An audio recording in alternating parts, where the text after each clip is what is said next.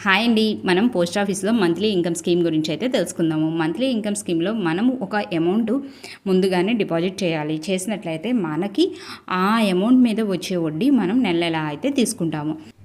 ఈ స్కీమ్లో మనము డిపాజిట్ చేసిన అమౌంట్ అయితే 5 సంవత్సరాల వరకు అట్లాగే ఉంటుంది. అలాగా 5 సంవత్సరాల పాటు మనకి దాని మీద వడ్డీ మాత్రమే మనం తీసుకుంటాము. మనం వేసిన అసలు లాస్ట్కి అది అట్లాగే ఉంటుంది. వడ్డీ మాత్రమే మనకి వస్తుంది నెల. ఈ స్కీమ్లో మనము 10,000 వేసినట్టయితే కనుక మనకి 5 సంవత్సరాలకు గాను మనకి 3,720 రూపాయలు అయితే ఇంట్రెస్ట్ వస్తుంది. అదే 20,000 వేసినట్టయితే ఈ 5 సంవత్సరాల్లో మనం 7,380 రూపాయలు ఇంట్రెస్ట్ అయితే తీసుకుంటాము.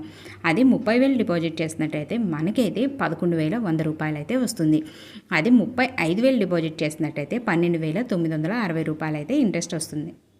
అదే 40,000 డిపాజిట్ చేసినట్టయితే 14,820 రూపాయలు అయితే వస్తుంది.